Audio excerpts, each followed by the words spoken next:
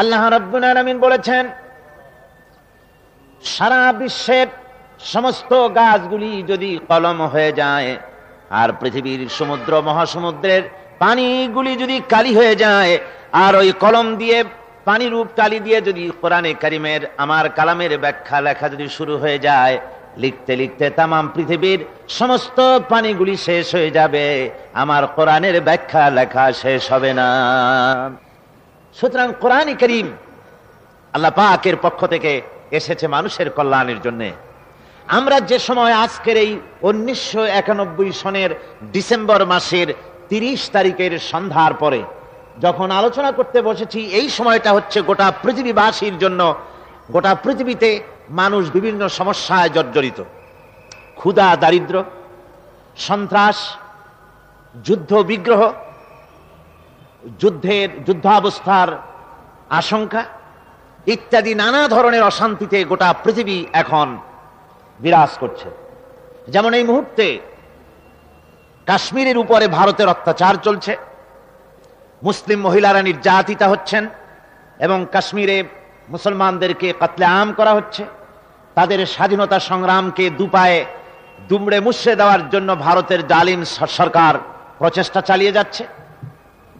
অন্যদিকে বার্মা, আমাদের ঘরের কাছে, বার্মা তার সমস্ত সৈন্যদেরকে, হাজার হাজার সৈন্যদেরকে আর যুদ্ধ জাহাজগুলিকে সেন্ট মার্টিনের কাছে এনেছে।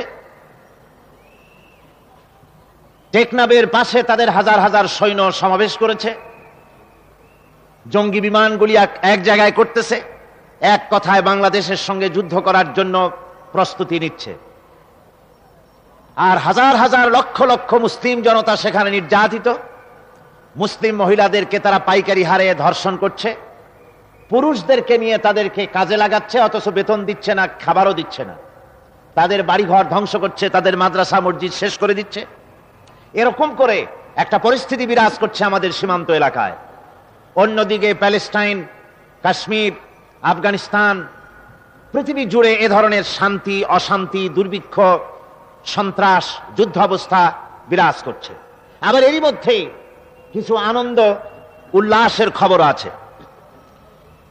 সে আনন্দ হচ্ছে, পৃথিবীতে যখন ইসলামী আন্দোলনের জোয়ার এসেছে, ইসলামকে দুনিয়া থেকে মিটিয়ে দেওয়ার প্রচেষ্টা চলছে, সেই ফাঁকে আল্লাহর মেহেরবানি আলজেরিয়ায় আবার সেখানে মুসলমানদের ইসলামী ফ্রন্টের চূড়ান্ত বিজয় হয়েছে। সেখানে ইসলামী শাসন, কোরআনের শাসন প্রতিষ্ঠার পথ সুগম হয়ে গিয়েছে, আলহামদুলিল্লাহ। আবার আর একদিকে আরো উল্লাসের, মানুষের জন্য উল্লাস এবং আনন্দের খবর। আমরা যত আনন্দিত এবং উল্লাসিত, তার থেকে লক্ষ কোটি গুণ বেশি আনন্দিত, উল্লাসিত রাশিয়ার জনগণ। গোটা পৃথিবীর সবচাইতে বড় জেলখানা ছিল রাশিয়া। পৃথিবীর শ্রেষ্ঠ জেলখানা, সবচাইতে বড় জেলখানা, পুরা দেশটাই ছিল একটা জেলখানা। সমাজতন্ত্রের অর্থ ব্যবস্থা দিয়ে কোটি কোটি মানুষকে তারা নির্যাতিত করে রেখেছিল। মুসলিম জনপদগুলিকে তারা নিজেদের দখলে রেখে তাদের উপরে নির্যাতন চালাচ্ছিল। মাদ্রাসা, মসজিদ, প্যাগোডা, মন্দির, গির্জা, গুরুদুয়ারা সব শেষ করে ফেলে দিয়েছিল। দুনিয়ার বুকে তারা বলতেছিল তারা ভাত কাপড় বাসস্থান, সমাজতন্ত্র সমাধান দিবে, এই স্লোগান তারা দিচ্ছিল।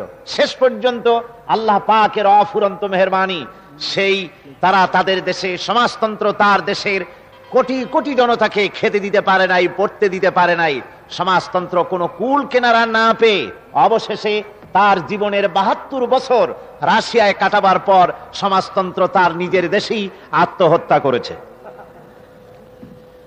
সমাজতন্ত্রের আত্মহত্যা রোমানিয়ায় হয়েছে, চেকোস্লোভাকিয়ায় হয়েছে, যুগোস্লাভিয়ায় হয়েছে, পোল্যান্ডে হয়েছে, হাঙ্গেরিতে হয়েছে, মঙ্গোলিয়ায় হয়েছে। সেখানে আজ রাশিয়ার বুকে Uzbekistan, Tajikistan, Kazakhstan, Samarkand, Bukhara, Azerbaijan, বিরাট এলাকার কোটি কোটি মুসলমানেরা উল্লাসে ফেরে পড়েছে। নারায়ে তাকবীরের আওয়াজ দিয়ে গোটা রাশিয়ার আকাশ বাতাসকে তারা প্রকম্পিত করছে। আল্লাহর রহমতে তারা খুশিতে সেজদায় পড়ে চোখের পানি ফেলে কাঁদতেছে যে এতদিন পর আল্লাহ পাক তাদেরকে মুক্তি দান করেছেন। মাবুদের অফুরন্ত মেহেরবানি যে আল্লাহ পাক এভাবে করে গোটা দুনিয়ায় এই অবস্থায় সৃষ্টি করেন। তিলকাল আইয়ামু নুদাবিলুহা বাইনান নাস। সমাজতন্ত্রের পতন ঘটেছে, এটা দুনিয়াবাসীর জন্য আনন্দের বিষয়। সবাই বলেন আলহামদুলিল্লাহ। তো এই যে আনন্দ, সমাজতন্ত্রীরা তা বুঝতে না পেরে তারা আবার অর্থাৎ পুঁজিবাদের শোষণ থেকে বাঁচবার জন্যই তৈরি হয়েছিল সমাজতন্ত্র। সমাজতন্ত্রের পতনের পর এখন তারা বাঁচবে কি নিয়ে, সেজন্য আবার তারা পুঁজিবাদের দিকে অগ্রসর হচ্ছে। তো যদি তাই হয়, সমাজতন্ত্র যদি আবার পুঁজিবাদের দিকে দৌড়ায়, তাহলে তা হবে উত্তপ্ত কড়াই থেকে জ্বলন্ত চুলোর মধ্যে ঝাঁপিয়ে পড়ার নামান্তর। ছিল উত্তপ্ত কড়াইতে, লাফ দিয়ে পড়বে জ্বলন্ত চুলার ভিতরে। সুতরাং বিশ্ববাসীর মুক্তি আজকে কোন পথে, সে কথা আমাদেরকে ভেবে দেখতে হবে, দুনিয়াবাসীকে ভেবে দেখতে হবে। বিশ্ববাসীর মুক্তির একমাত্র পথ হচ্ছে কোরআনে কারীম, একমাত্র পথ হচ্ছে ইসলাম, এছাড়া দ্বিতীয় আর কোনো পথ নাই। তবে আজ আর একটা ভবিষ্যৎ করতে পারা যায়, সেটা হলো আপনাদের বোধহয় মনে আছে, কোরআনে কারীমের তাফসীরের মাহফিলে বোধহয় বেশ কয়েক বছর আগে প্যারেড ময়দানে আলোচনার চলাকালীন আমি বলেছিলাম যে আল্লাহর মেহেরবানি সমাজতন্ত্র টিকবে না। এটা আমার কেরামতি না যে সমাজতন্ত্র চলে গেছে, ওই যে ঝড়ে কাউয়া মরে ফকির বলে যে আমার কেরামত বাড়ে, আমি তা বলছি না। এগুলি আমাদের অভিজ্ঞতা, আমি বুঝতে পারি যে মানুষ কোরআন হাদিস পড়ে যা বুঝেছি, মানুষের তৈরি করা পৃথিবীতে এ মতবাদ টিকতে পারে না। ওখানে বলেছিলাম সমাজতান্ত্রিক জগতের পরিবর্তন আসবে এবং তার সর্বপ্রথম হাঙ্গেরি থেকে হবে। আল্লাহর মেহেরবানি সেই হাঙ্গেরি থেকেই শুরু হয়েছে, তারপরে হাঙ্গেরির পরে পোল্যান্ডে হয়েছে, এরপরে রুমানিয়া হয়েছে, এরপরে চেকোস্লোভাকিয়া হয়েছে। আস্তে আস্তে এখন সমাজতন্ত্র পৃথিবীতে কোথাও জায়গা না পেয়ে সে রাশিয়ায় আত্মহত্যা করলো।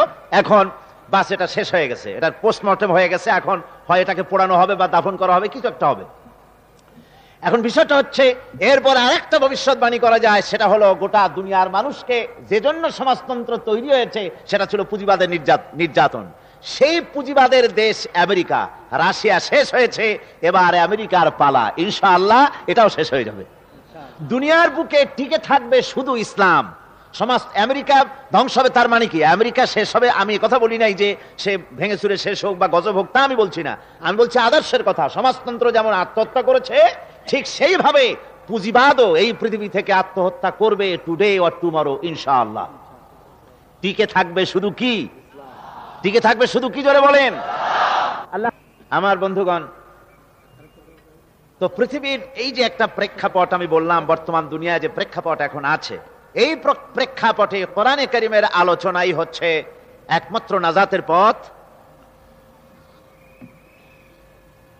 মুক্তির পথ।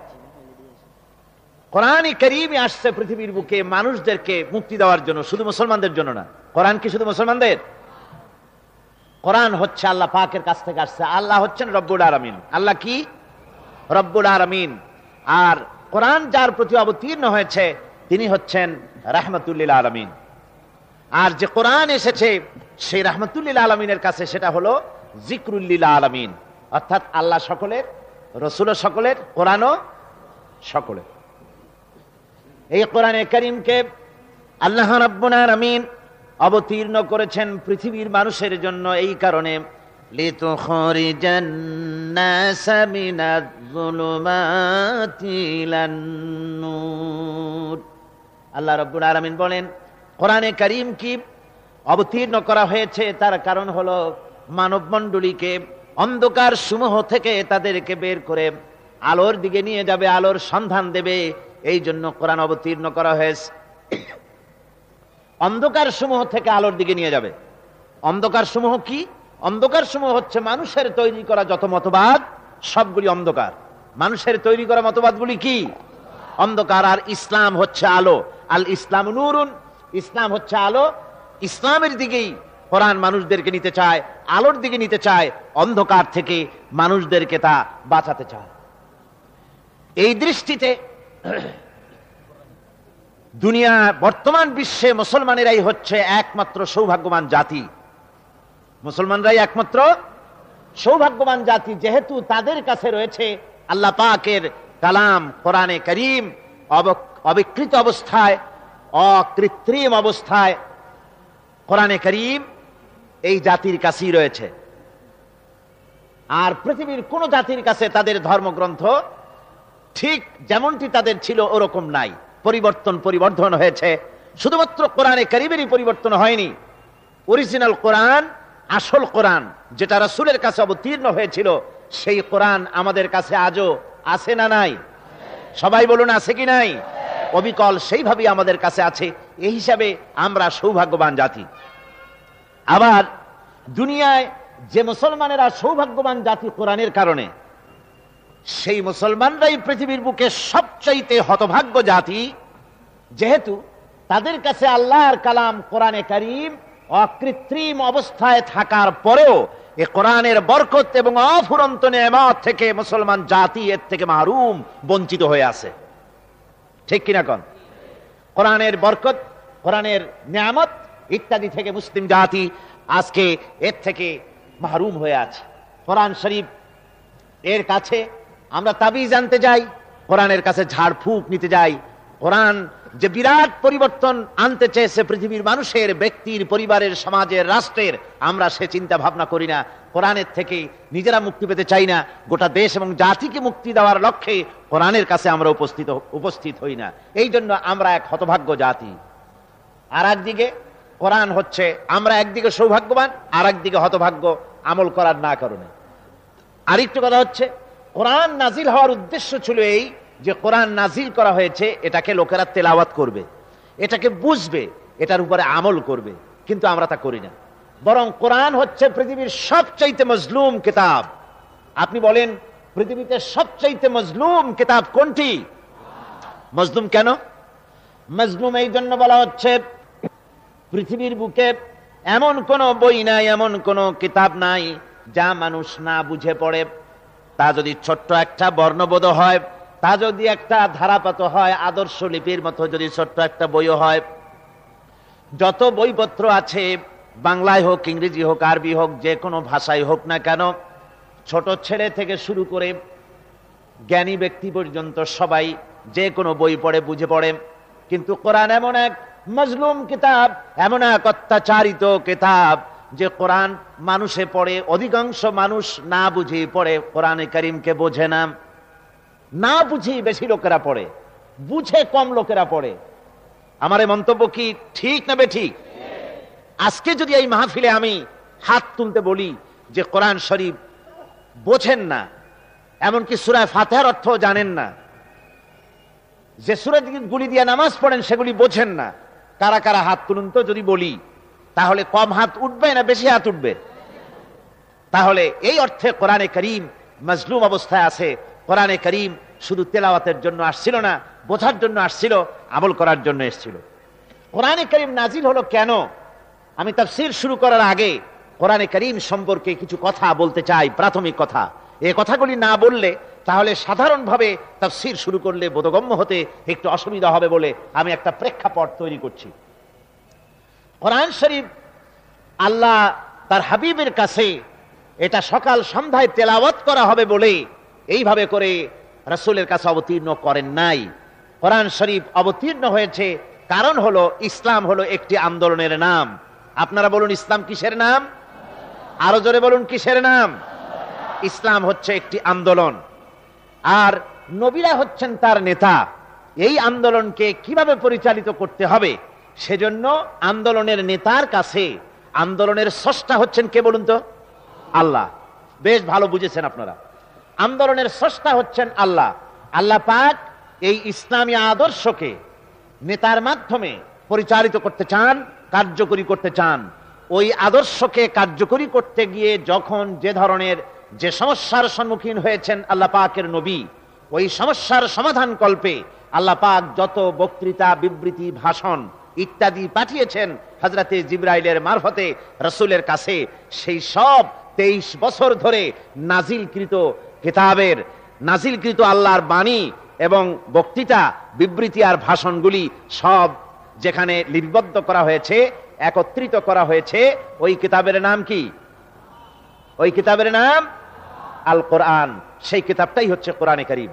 কোরআন যখন নাজিল হয়, সেই সময়ের অবস্থা আপনারা জানেন, চুরি, ডাকাতি, জেনা, ব্যভিচার, হত্যা, ধর্ষণ ইত্যাদিতে সমাজটা লিপ্ত ছিল।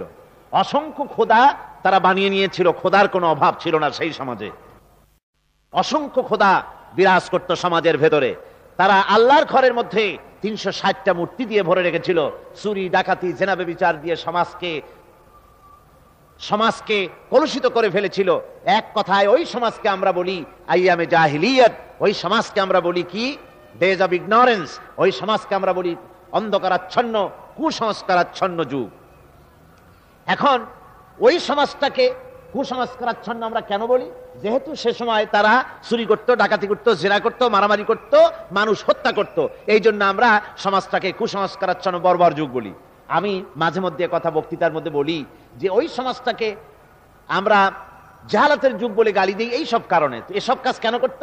লেখাপড়া জানতো না বলে। বিজ্ঞানের উন্নতি ছিল না, লেখাপড়া ছিল না, তাদের জ্ঞান ইত্যাদি আজকে যেমন উন্নত হয়েছে এরকম ছিল না। লেখাপড়া না থাকার কারণে, স্কুল কলেজ ইউনিভার্সিটিতে না থাকার কারণে তারা এই সমস্ত কাজগুলি তারা করেছে, এটাই লোকেরা বলে। তো যদি এই কথা সত্য হবে তাহলে স্কুল কলেজ ইউনিভার্সিটি যে যুগে বাড়ে সেই যুগেই তো বেশি ভালো হওয়ার কথা, সন্ত্রাস কমে যাওয়ার কথা, চুরি ডাকাতি জেনা ব্যভিচার কমে যাওয়ার কথা, মানুষের শোষণ নির্যাতন কমে যাওয়ার কথা, ঠিক কিনা কন? তাহলে ওই যুগের তুলনায় বর্তমান যুগে কলেজ ইউনিভার্সিটি এখন অনেক বেশি না? অনেক বেশি মানে কি? তখন তো ছিলই না। আর এখন তো ইউনিভার্সিটির দাবি করে উপজেলা পর্যন্ত, সবাই কয় যে আমাদের একটা ইউনিভার্সিটি দরকার। তো ইউনিভার্সিটি এখন আবার বলে না, এক সময় বলতো যে ইউনিভার্সিটি আমাদের খুব দরকার, এখন যেখানে আছে সেই জায়গার লোকেরা কয় আল্লাহ এই জিনিস থেকে মাপ চাই। তার মানে হলো যে শিক্ষার দ্বারা যে চারিত্রিক উন্নতি, মানবিক মৌলিক মানবীয় গুণাবলী বৃদ্ধি হওয়ার কথা ছিল তা না হয়ে বরং সেগুলি কমে গিয়েছে। সেখানে মানুষ সন্ত্রাস সৃষ্টি করছে, চুরি ডাকাতি মারামারি ইত্যাদি চলছে। কারণ কি? কারণটা হচ্ছে যে ওই যুগের লোকেরা আর এই যুগের লোকেদের মধ্যে পার্থক্য তো এখানে। জ্ঞান তো দুই প্রকারের হয়, একটা হলো অভিভিত্তিক জ্ঞান আর একটা হচ্ছে গায়ের অভিভিত্তিক জ্ঞান। রাসূল আসার আগে ওই যুগের লোকেরা যেই সব কাজ করত তাদের জ্ঞান ছিল না, একথা সত্য না। জ্ঞান ছিল। কি বলেন? জ্ঞান ছিল না? জ্ঞান তাদের ছিল না শুধু ওহির জ্ঞান, নিজস্ব জ্ঞান ছিল, ওহির জ্ঞান ছিল না। ওহির জ্ঞান দিয়েই আল্লাহ রাব্বুল আলামিন তার হাবিবের মাধ্যমে এই জাতিকে এমন জাতি বানালেন যে জাতি গোটা পৃথিবীর মধ্যে শ্রেষ্ঠ জাতিতে পরিণত হয়ে গেলেন। কোরআনের মাধ্যমে, কোরআনে কারীম দিয়ে রাসূল পাক সাল্লাল্লাহু আলাইহি ওয়াসাল্লাম হযরত আবু বকরের মতো লোক, হযরত ওমর ফারুক রাদিয়াল্লাহু তাআলা আনহুর মতো লোক তৈরি করছিলেন। আজকের পৃথিবী কিয়ামত পর্যন্ত চেষ্টা করেও অমন লোক তৈরি করা অসম্ভব ব্যাপার, ঠিক কিনা? সুতরাং কোরআনে কারীমকে আল্লাহ রাব্বুল আলামিন তার নিজস্ব জ্ঞান দিয়ে, আল্লাহ তার নিজের জ্ঞান দিয়ে রসুলের কাছে পাঠিয়েছেন। কোরআন সম্পূর্ণটা আল্লাহর, এর মধ্যে রসুলের কিছুই নাই, মানুষের তৈরি করা কিছুই নাই। আল্লাহ পাক বলছেন মা ইয়ানতিকু আনিল হাওয়া ইন হুয়া ইল্লা ওয়াহয়ুন ইউহা। আমার নবী নফসকে অনুসরণ করে নিজের নফসের খাহিশ মোতাবেক কোন কথা কোরআনে কারীমের মধ্যে ঢুকিয়ে দেন নাই। কোরআন শরীফের নামে তিনি যা বলেছেন সব আমার ওহী, আমি যা বলতে বলেছি নবী তাই বলেন। আল্লাহ পাক এর গ্যারান্টি দেওয়ার জন্য কোরআনে কারীম অন্যত্র বলেছেন ওয়ালাউ তাকাওয়ালা আলাইনা বা'দাল আকাবিল।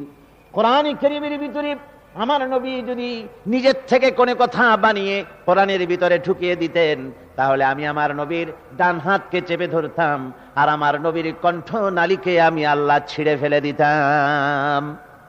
নবী কোরআনের নামে যা বলেছে সব আমার কথা, এগুলি এর ভিতরে মানুষের তৈরি করা কোনো কথা নাই, সব আল্লাহ পাকের কথাই কোরআনের ভিতরে। কোরআন আল্লাহর কাছে থেকে নাজিল হচ্ছে রাসূলের কাছে। কাফির বেঈমানেরা তারা রাসূল পাক সাল্লাল্লাহু আলাইহি ওয়াসাল্লামের মুখে তেলাওয়াত শুনে তারা বলতে লাগলো যে মুহাম্মদ সাল্লাল্লাহু আলাইহি ওয়াসাল্লাম বোধহয় কবি হয়ে গেছে।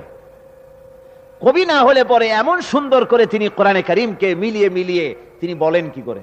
কোরআন শরীফের রচনা শৈলী, কোরআনের বাচন ভঙ্গি, কোরআনের যে লালিত্য, এর যে মাধুর্য, এর যে বর্ণনার গাম্ভীর্য, এটা মানুষকে মোহমুগ্ধ করে, মানুষকে তার চিত্তকে আকৃষ্ট করে, মানুষ মুগ্ধ হয়ে যায়। যে কোরআন বোঝে না, শুধু তেলাওয়াত শোনে, তেলাওয়াতটা যদি খুব সুন্দর হয়, কোরআন বোঝে না এমন লোকও চোখ থেকে পানি গড়াতে দেখেছি, সুবহানাল্লাহ বিহামদিহি, যেহেতু এটা আল্লাহর কালাম। তাই ওরা মনে করলো যে মুহাম্মদ সাল্লাল্লাহু আলাইহি ওয়াসাল্লাম কবি হয়ে গেছে। যেমন হযরত ওমর ফারুক রাদিয়াল্লাহু তাআলা আনহু, তিনি রাসূল পাক সাল্লাল্লাহু আলাইহি ওয়াসাল্লামের পেছনে ঘুরতেছিলেন, হুজুরকে কোথাও পেলে পরে হুজুরকে নির্যাতন করবে। তিনি তখনও কুফরি হালতে ছিলেন। হযরত ওমর বলছেন যে আমি দেখলাম আল্লাহর নবী হারাম শরীফের ভিতরে প্রবেশ করে তিনি নামাজ পড়া শুরু করেছেন। আমি ভাবলাম নামাজটা শেষ হয়ে যাক, তারপরে যা হয় করব। পেছনে দাঁড়িয়ে আছি, শুনলাম তিনি পড়তেছেন, তেলাওয়াত করতেছেন। তেলাওয়াত শুনে শুনে আমি খুব অবাক হয়ে গেলাম। আমি ভাবলাম যে এটা কি কোনো জেন শিখায় দিচ্ছে, না এটা কি, জিনিসটা কি, কোন জেনের কথা নাকি, বিষয়টা কি, এত সুন্দর ভালো লাগে শুনতে। হযরত ওমর বলেন, আমি যখন মনে মনে চিন্তা করতেছিলাম এটা কোন জেনে শিখায় দেওয়া কথা নাকি, তখন আল্লাহর নবী নামাজের ভেতরে আমার কথার জবাব দিলেন। তিনি পড়লেন, ইন্নাহু লাকাউলু রাসূলিন কারীম। এটা হচ্ছে মহান বার্তাবাহকের বর্ণনা। হযরত ওমর বলেন, আমি মনে মনে ভাবলাম মুহাম্মদ সাল্লাল্লাহু আলাইহি ওয়াসাল্লাম নিশ্চয়ই কবি হয়েছেন, নইলে এত সুন্দর করে মিলিয়ে মিলিয়ে বলেন কি করে। কোরআনের আয়াতগুলির কি অপূর্ব মিল। আপনারা কোরআন যদি পড়েন দেখবেন, কোরআন শরীফ যদি আপনি তাড়াতাড়ি করে পড়েন মনে হবে আপনি যেন কোনো প্রবন্ধ, কোনো গদ্য পড়তেছেন। আর যদি প্রতি আয়াতে থেমে থেমে পড়েন তাহলে মনে হবে আপনি যেন কোনো কবিতা পড়তেছেন। সুবহানাল্লাহ বিহামদিহি। কোরআনে কারীমের বর্ণনা ভঙ্গি এতই সুন্দর, ওয়াশ-শামসি ওয়া দুহাহা ওয়াল কামারি ইযা তালাহা ওয়ান নাহারি ইযা জাল্লাহা। পুরা সূরাটাই শুধু শেষের দিকে হার হা, কি সুন্দর মিলানো। ওয়া সামুদাল্লাযীনা জাবুস সাখরা বিল ওয়াদ ওয়া ফিরআউনা দিল আওতাদ আল্লাযীনা তাগাউ ফিল বিলাদ। এখানে যত পড়তে থাকবেন শেষের দিকে ডাল দিয়ে আল্লাহ মিলাই দিয়েছেন। আবার ওয়ুজুহু ইয়াওমাইযিন নাঈমা লিসাইহা রাদিয়া। এখানে যতই আপনি সামনের দিকে অগ্রসর হতে থাকবেন ততই এইভাবে অপূর্ব মিল। আর রহমান আল্লামাল কুরআন খালাকাল ইনসান আল্লামাহুল বায়ান। পড়েন, আর রহমান আল্লামাল কুরআন খালাকাল ইনসান আল্লামাহুল বায়ান। কোরআনে কারীম যত পড়বেন এত মজা, এত মধুর, পৃথিবীতে আর কোথাও খুঁজে পাওয়া যাবে না। জোরে বলেন সুবহানাল্লাহ। এই জন্য আল্লাহ বলেছেন, হুজুরকে বলেছেন, শেষ রাতের একটা অংশে কোরআনে কারীমকে তেলাওয়াত করো। কোরআন এমন এক কিতাব, এই পৃথিবীতে এমন কোন সময় নাই, দিন হোক, রাত হোক, সকাল হোক, দুপুর হোক, বিকেল হোক, পৃথিবীতে এমন কোন সময় নাই যখন আল্লাহর কালাম তেলাওয়াত করা না হচ্ছে পৃথিবীর কোথাও না কোথাও। সুবহানাল্লাহ বিহামদিহি। রাতেও হয়, দিনেও হয়, সকালেও হয়, শেষ রাত্রেও হয়, দুপুর রাত্রেও হয়। পৃথিবীতে এমন কোন জায়গা নাই যে কোনো না কোনো সময় সারা পৃথিবী জুড়ে কোরআনে কারীম তেলাওয়াত না হচ্ছে। বলতে পারবেন আর কি এমন কোন কিতাব আছে যা এমন করে সারা পৃথিবী জুড়ে সকালে সন্ধ্যায় দিনে রাত্রে ঘুম নষ্ট করে, আরামের ঘুম, শীতের ঘুম নষ্ট করে, উযু করে তেলাওয়াত করে এমন কিতাব আছে পৃথিবীতে? আল্লাহর কোরআন শরীফ ছাড়া আর কিছুই নাই। তেলাওয়াত করে আর কাঁদতে থাকে, বুঝেও পড়ে, না বুঝেও পড়ে, আবার দিনেও পড়ে, রাতেও পড়ে। আবার যারা পড়তে পারে না, শরীয়ত এমন সুন্দর ব্যবস্থা করে দিয়েছে, কোরআনে কারীম যারা পড়ার সময় পায় না অথবা যারা কোরআন শরীফ পড়তে জানে না, তারা যেন অন্তত বছরের ভিতরে একটিবার 30 পারা কোরআন শরীফ শুনতে পারে। এজন্য আল্লাহ পাক রমজান মুবারকে তারাবির ভিতরে কোরআন শোনার ব্যবস্থা করেছেন। সুবহানাল্লাহ বিহামদিহি।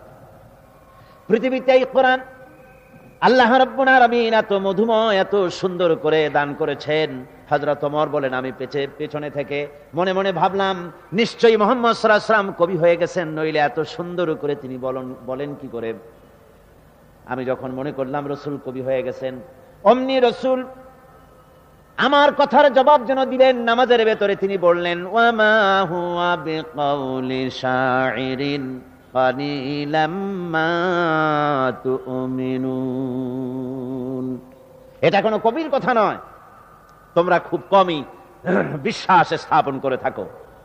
হযরত ওমর বলেন, আমি আশ্চর্য হয়ে গেলাম, আমি বলছি কবির কথা আর আমার মনের কথা বুঝতে পেরে জবাব দিলেন এটা কবির কথা না, তাহলে তো মুহাম্মদ সাল্লাল্লাহু আলাইহি ওয়াসাল্লাম শুধু কবি না, মনের কথা যখন বোঝে তখন তো জাদুকর হয়ে গেছে। হযরত ওমর বলেন, আমি যখন মনে মনে মুহাম্মদ সাল্লাল্লাহু আলাইহি ওয়াসাল্লামকে জাদুকর ভাবলাম, তিনি তখন আমার এ কথার জবাব দিয়ে দিলেন। তিনি বললেন, ওয়ালা বিকাউলি কাহিনিন কালিলাম মা তাযাক্কারুন। না না না, এটা কোনো জাদুকরের কথা নয়, তোমরা খুব কমই উপদেশ গ্রহণ করে থাকো। হযরত ওমর বলেন, আমার মনে হচ্ছিল যেন আমার পায়ের তলা থেকে মাটি খসে যেতেছে। আমি তখন চিন্তা করলাম, আমি মনে মনে ভাবলাম কবির কথা নয়, জাদুকরের কথা নয়, জেনেরও কথা নয়, ভূতেরও কথা নয়, জিনিসটা কি? হযরত ওমর বলেন, আমি যখন ভাবছি জিনিসটা কি, আমার মনের কথার জবাব রাসূল নামাজের ভিতরে দিলেন, তানজিলুম মির রাব্বিল আলামিন। এটি হচ্ছে আল্লাহ পাকের পক্ষ থেকে নাজিলকৃত কোরআনে কারীম। সুবহানাল্লাহ ওয়া বিহামদিহি, সুবহানাল্লাহ সুবহানাল্লাহ। কোরআন শরীফ আমাদের জীবন, কোরআন আমাদের ঈমান, কোরআন আমাদের রক্ত, কোরআন আমাদের কলিজা। সুবহানাল্লাহ ওয়া বিহামদিহি। কোরআনের জন্য আমরা বাঁচি, কোরআনের জন্যই মরি। সুবহানাল্লাহ ওয়া বিহামদিহি। কোরআন আছে বলে আমরা আছি, কোরআন না থাকলে মুসলমানদের অস্তিত্ব নাই, মুসলমানদের দাম নাই। আপনারা জানেন, দলিল, জমিনের যে সব দলিল হয়, এই রেকর্ডগুলি, দলিল, পর্চা, খতিয়ান, জমিনের যে সমস্ত ডকুমেন্টস, এগুলি মানুষেরা খুব হেফাজতে রাখে। কি বলেন, হেফাজতে রাখে না? এগুলি শোকেসের মধ্যে রাখে না, বুক পকেটে রাখে না, এগুলি সিন্ধুকের ভিতরে, লোহার সিন্ধুকের ভিতরে আটকায় রাখে, না হয় ব্যাংকের লকারের ভেতরে রাখে। কেন? যেহেতু এগুলি যদি ডকুমেন্টস, আমি যে জমিনে থাকি, এটা ডকুমেন্টস গুলি যদি হারিয়ে যায়, চুরি হয়ে যায়, তাহলে এই জমিনে টিকে থাকা মুশকিল হয়ে যাবে। আমার জমিন অন্যের নামে রেকর্ড হয়ে যাবে, আমার অজান্তে অসুবিধা হয়ে যাবে। সেই জন্য তার এই দলিলগুলিকে সে দারুণ ভাবে হেফাজত করে। 10 কাঠা 5 কাঠা বা 30 ঘন্টা জমিনের উপরে টিকে থাকার জন্য ওইটুকুন দলিলের যদি এত হেফাজত আপনি করেন, আমার ভাইয়েরা, এই পৃথিবীতে বেঁচে থাকার সবচাইতে বড় দলিল হচ্ছে কোরআনে কারীম। এই পৃথিবীতে সম্মান পাওয়ার দলিল, স্বাধীনতার দলিল, সার্বভৌমত্বের দলিল, খেয়ে পরে আরামে থাকার দলিল, দুনিয়ায় শান্তি পাওয়ার দলিল, কিয়ামতে জাহান্নাম থেকে মুক্তি পাওয়ার দলিল, আল্লাহর জান্নাতে যাওয়ার দলিল হচ্ছে কোরআনে কারীম। এই কোরআনের হেফাজত আজ মুসলমানের কাছে তেমন নাই। আল্লাহ রাব্বুল আলামিন এই দলিলকে হেফাজতের ব্যবস্থা তিনি নিজেই করেছেন। আল্লাহ যদি হেফাজত না করতেন, তাহলে কোরআন হেফাজতে থাকার সম্ভাবনা ছিল না। যেহেতু আল্লাহ করতেছেন, আল্লাহ বলেছেন, নাহনু নাযালনায যিকরা ওয়া ইন্না লাহু লাহাফিজুন। কোরআন নাজিল করেছি আমি আল্লাহ, আর এর সংরক্ষণের সম্পূর্ণ দায়িত্ব আমি আল্লাহ আমার নিজ হাতে তুলে নিয়েছি। সুবহানাল্লাহ ওয়া বিহামদিহি। কোরআন হেফাজতের দায়িত্ব কার? জোরে সরে বলেন না, দায়িত্ব কার? আল্লাহ দায়িত্ব নিয়েছেন। দায়িত্ব যে নিলেন, দেখুন, বেদ বলেন, বাইবেল বলেন, ত্রিপিটক, জিন্দা বিস্তা, যত রকমের ধর্মগ্রন্থের নাম বলেন না কেন, এসব ধর্মগ্রন্থের একজনও হাফেজ পাওয়া যাবে না। পাওয়া যাবে? বাইবেলের একজন হাফেজ পৃথিবীতে ভর্তা খাইতেও পাওয়া যাবে? কোন? পাওয়া যাবে না। বেদ বলেন, জিন্দা বিস্তা বলেন, কোন ধর্মগ্রন্থের একটা হাফেজ সারা পৃথিবীতে পাওয়া যাবে না। কোরআনে কারীমের সবচাইতে বড় মুজিজা আল্লাহ রাব্বুল আলামিন দিলেন। এই কোরআন মানুষের কাছে মুখস্থ করা আল্লাহ পাক সহজ করে দিলেন। আল্লাহ পাক বলছেন, ওয়া লাকাদ ইয়াসসারনাল কুরআনা লিযিকর। কোরআন শরীফকে মুখস্থ করার জন্য আমি আল্লাহ মানুষের কাছে সহজ করে দিয়েছি। সুবহানাল্লাহ। আল্লাহ সহজ করেছেন। আল্লাহ যদি সহজ না করে দিতেন, তাহলে আমরা কি পারতাম? দেখেন না কত বড় কোরআন শরীফ। যদিও এখন কোরআন শরীফ খুব ছোট বানাইছে, ছোট বানাতে বানাতে এখন যে ম্যাচ পাওয়া যায়, এই যে দিয়াসলাই, আমাদের দেশের দিয়াসলাই তো আগে বড় ছিল, এখন ছোট হয়েছে। এই দিয়াসলাইয়ের মধ্যে অন্তত 2 জেল কোরআন শরীফ ঢুকায় রাখা যায়, এইরকম ছোট বানাইছে। এ বানাবার অর্থ কি আমি জানি না, এ প্রতিযোগিতা করার কোনো মানে আছে বলে আমি মনে করি না। কোরআন শরীফ ছোট বানায় ওদি হবেটা কি? এ তো মানুষ তেলাওয়াত করতে পারবে না। অহেতুক এটাকে ছোট করার কোনো অর্থই হয় না।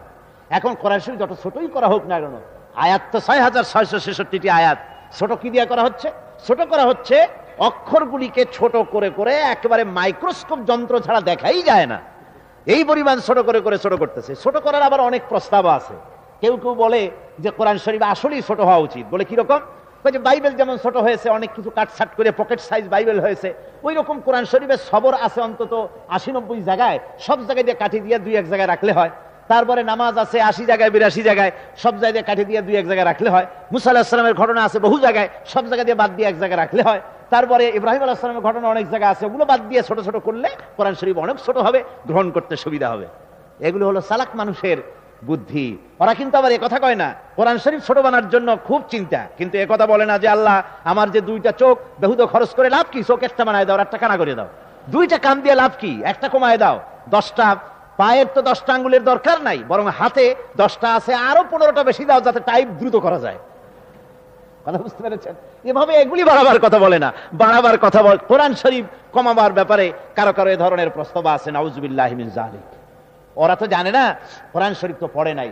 মুসা আলাইহিস সালামের কাহিনী, তার ঘটনা যদি 10 জায়গায় থেকে থাকে, যদি 5 জায়গায় থেকে থাকে, 5 জায়গায় 5 রকমের সবক দেওয়ার জন্য আল্লাহ পাক এটাকে বয়ান করেছেন। সুবহানাল্লাহ বিহামদিহি। ইব্রাহিম আলাইহিস সালামের ঘটনা, নামাজের কথা, সবরের কথা যত জায়গায় এসে থাকুক, ভিন্ন ভিন্ন আঙ্গিকে ভিন্ন ভিন্ন সবক হেদায়েত দেওয়ার জন্য আল্লাহ পাক এটাকে দান করেছেন। একটা কথায় অনেক রকমের হেদায়েত পাওয়া যায়, অনেক রকমের সবক পাওয়া যায়, যদিও কথা একটা। যেমন হযরতে ওমর বিন আব্দুল আজিজ রাহমাতুল্লাহ আলাইহির জামানায় শহরত করা হতো, বাজারে ঢোল পিটানো হতো, যাকাত কে নেবে, যাকাত কে নেবে, এটা ইতিহাস। তো তখন একজন লোকও পাওয়া যেত না যে ব্যক্তি বলবে যে আমার যাকাত দরকার, আমার এই সদকার টাকার দরকার। কি বলেন? এই ঘটনা আপনারা শুনছেন না? এখন এই যে একটা কথা, যাকাত কে নেবে, চিৎকার মারা হচ্ছে, একটা লোক পাওয়া যাচ্ছে না যে আমার দরকার। এই একটা কথার মধ্যে আমরা কয়েকটা সবক পেতে পারি। কি কি সবক পাই? একটা সবক এই পাই যে সেই যুগে অর্থনৈতিক সুষম বন্টন নীতি এমন সুন্দর ছিল, যার ফলে কারো টাকা পয়সা, খাদ্য খাবার, তার মৌলিক চাহিদা যা, তার কোনো অভাব ছিল না। রাষ্ট্রপ্রধান থেকে শুরু করে সাধারণ নাগরিক পর্যন্ত সকলের খাওয়া পড়া, শিক্ষা, চিকিৎসা, বাসস্থানের গ্যারান্টি গভর্নমেন্ট দিতে পেরেছিল। এ পেলাম এক সবক। 2 নম্বরের শিক্ষা এই কথার দ্বারা আমরা এই পাই, জাতির শুধু টাকা পয়সাই তাদের হয় নাই, তাদের নৈতিক চরিত্রের মানও বেড়েছে। টাকা পয়সা থাকলেই তো হয় না। এখন যদি বলা হয় যে আগামীকাল যার ঘর নাই, বাড়ি নাই, থাকার জায়গা নাই, অথবা যার চোখ কানা, তারে এইখানে কম্বল দেওয়া হবে সকালবেলায়। এখন দেখবেন যার বাড়িঘর আছে সেও এসে কবে যে আমার বাড়িঘর নাই, কম্বল চাই। আবার যার চোখ আছে সেও এক চোখ বুঝে এসে কবে যে আমার এক চোখ কানা, কম্বল চাই। তো এই যে নৈতিক মান বাড়ে নাই, টাকা পয়সা হয়েছে, মান বাড়ে নাই। তা আমরা ও কথার দ্বারা এটাও শিক্ষা পাই যে সেই যুগের মানুষের নৈতিকতার মান এমন বেড়েছিল, আছে অথচ প্রতারণা করে নিবে, এই স্বভাবও তাদের থেকে দূরীভূত হয়ে গিয়ে সত্যিকারের মুসলমান তারা হয়েছিল। ঠিক অনুরূপ ভাবে কোরআনে কারীমের মধ্যে একটা ঘটনা একাধিক জায়গায় যদি এসে থাকে, বহু জায়গায় এরকম হয়েছে, সেটা বিভিন্ন জায়গায় বিভিন্ন আঙ্গিকে, বিভিন্ন প্রেক্ষাপটে, বিভিন্ন রকমের সবক দেওয়ার জন্য, শিক্ষা দেওয়ার জন্য আল্লাহ পাক তা অবতীর্ণ করেছেন। সুতরাং এই কোরআনে কারীম আল্লাহ পাক তার মানুষের কাছে অবতীর্ণ করেছেন 6666টি আয়াত। বলতেছিলাম যে কোরআন যতই ছোট হোক না কেন, আয়াত তো 6666টি। এই বিশাল কোরআন মুখস্থ করা আপনি কি সহজ মনে করেন? কি বলেন, এটা কি সহজ? আল্লাহ রাব্বুল আলামিন কোরআনে কারীমকে মুখস্থ করার জন্য এমন সহজ করে দিয়েছেন মানুষের কাছে। ছোট ছেলেরাও মুখস্থ করে, বয়স বেড়ে যায় তারাও মুখস্থ করে। যারা মুখস্থ করলো, আমরা জানতে পেরেছি গোটা পৃথিবীতে কোরআনে কারীম যারা মুখস্থ করেছে পুরা হিসাব পাওয়া যায় নাই, তবে এমন হিসাব পাওয়া গেছে কোরআনে কারীম যারা মুখস্থ করেছে, যারা হাফেজ হয়েছে, হাফেজে কোরআনের সংখ্যা এখন 1 কোটি ছাড়াই গেছে। সুবহানাল্লাহ, 1 কোটির উপরে মুসলমান কোরআনে কারীমকে নিজের সিনার ভিতরে বদ্ধমূল করেছে, আবদ্ধ করেছে। আজ সেই কোরআনে কারীম যে উদ্দেশ্যে নাজিল করা হয়েছিল, আল্লাহ পাক তা হেফাজত করে দিলেন। এটা নষ্ট হবে না। কোরআনে কারীম নষ্ট হবে? পরিবর্তন হবে? পরিবর্তন হবে? হবে না। এই কোরআনের মধ্যে আল্লাহ পাক বলেছেন শয়তানের ক্ষমতা নাই কোরআনের উপর থেকে এর মধ্যে প্রবেশ করে, নিচের থেকে, ডানের থেকে, বামের থেকে, কোন দিক থেকে কোরআনের ভিতরে প্রবেশ করে এটাকে উল্টা পাল্টা করার ক্ষমতা পৃথিবীর কারো নাই। কোরআন আমি আল্লাহ রাব্বুল আলামিন এটাকে হেফাজত করেছি, আর এটাকে হুদাল্লিন নাস করেছি, গোটা পৃথিবীর মানুষের জন্য হেদায়েতের কিতাব করেছি। জোরে বলেন সুবহানাল্লাহ। গোটা বিশ্ববাসীর জন্য এটা হেদায়েতের কিতাব। এতে রয়েছে বিজ্ঞান সংক্রান্ত আলোচনা। কোরআন কিন্তু কোনো বিজ্ঞানের বই না, আবার বিজ্ঞান ছাড়াও না। কোরআন আসলে কি? এর মধ্যে সব আছে। কি আছে বলুন? সব আছে। এর মধ্যে বিজ্ঞান সংক্রান্ত আলোচনা আছে, এর মধ্যে জ্যোতির্বিজ্ঞান আছে, এর মধ্যে ভূমণ্ডল গঠন প্রকৃতি বর্ণনা করা আছে, এর মধ্যে পশু প্রজাতি, মানব প্রজনন এবং বিজ্ঞানের আলোচনা, ঐতিহাসিক তত্ত্ব আলোচনা, প্রাগ ঐতিহাসিক ঘটনা এর মধ্যে আল্লাহ পাক বর্ণনা করেছেন। এর মধ্যে মানুষের অর্থনীতি, সমাজনীতি, রাজনীতি, তারপরে তার যুদ্ধনীতি, বন্দিনীতি, শিক্ষানীতি, তার ইহকাল, তার পরকাল, তার বেহেশত, তার দোজক, তার সিরাত, তার মিজান, সব কিছুকে আল্লাহ পাক এর মধ্যে বর্ণনা করেছেন। সবাই বলেন সুবহানাল্লাহ। কোরআনে কারীম আল্লাহ রাব্বুল আলামিন বলেন, ওয়ানাজ্জালনা আলাইকাল কিতাবা তিবয়ানান লিকুল্লি শাই ওয়া হুদান ওয়া রাহমাতান ওয়া বুশরা লিল মুসলিমিন। আল্লাহ পাক বলেন, এই কোরআনে কারীমকে আমি আপনার প্রতি অবতীর্ণ করেছি, কোরআনের মধ্যে আমি সবকিছু খুলে খুলে বর্ণনা করে দিয়েছি। সুবহানাল্লাহ। সব বলেছি, কোন জিনিস বাকি রাখি নাই, সবের মধ্যে আছে। আমার ভাইরা, মরিস বুকাইলির মতো লোক, ফ্রান্সের যিনি বড় দার্শনিক, উনি বলেছেন যে কোরআনের ভুল ধরার জন্য কোরআন শিখছিলাম। যেহেতু দেখলাম যে বেদে ভুল আছে, বাইবেলে ভুল আছে, ত্রিপিটকে ভুল আছে, সব ধর্মগ্রন্থে ভুল আছে, তো কোরআন শরীফে ভুল আছে। তো কোরআন শরীফে যে ভুল আছে তা বুঝবো কি করে? আরবি তো জানি না, সুতরাং আরবি শিখবো। কোরআনের ভুল ধরার জন্য বেচারা আরবি শিখলো। আরবি শিখছে তো ভালোভাবে শিখছে। আরবি শিখে তারপরে কোরআন শরীফ তিনি পড়লেন। এখন ওনার মনের মধ্যে চিন্তা হলো, কোরআনে যে বর্তমান যুগের কোরআনে যে ভুল নাই, এ কথা বুঝবো কি করে? সারা দুনিয়ার মুসলমানেরা পরামর্শ করে একরকম কোরআন তো ছাপাইতে পারে, ভুল আছে কি নাই তা বুঝবো কি করে? ভুল আছে কি তা নাই বোঝার জন্য পুরানা কোরআন শরীফ লাগবে। পুরানা কোরআন শরীফ কোথায় পাওয়া যাবে? খুঁজতে খুঁজতে খবর এলো, ওই রাশিয়ার তাশখান মিউজিয়ামের ভিতরে কোরআন একজল আছে, যা হযরতে উসমান রাদিয়াল্লাহু তাআলা আনহুর জামানায় হাতে লেখা কোরআন। মরিস বুকাইলি মনে করলো এর থেকে জেনুইন আর কিছুই হবে না, সেখানে চলে গেলেন। কোরআন শরীফ, সেই পুরানা কোরআন শরীফ, হাতের লেখা কোরআন বের করে, বর্তমান যুগের ছাপানো কোরআন শরীফ বের করে তিনি মিলায় মিলায় দীর্ঘদিন বসে তা পড়লেন।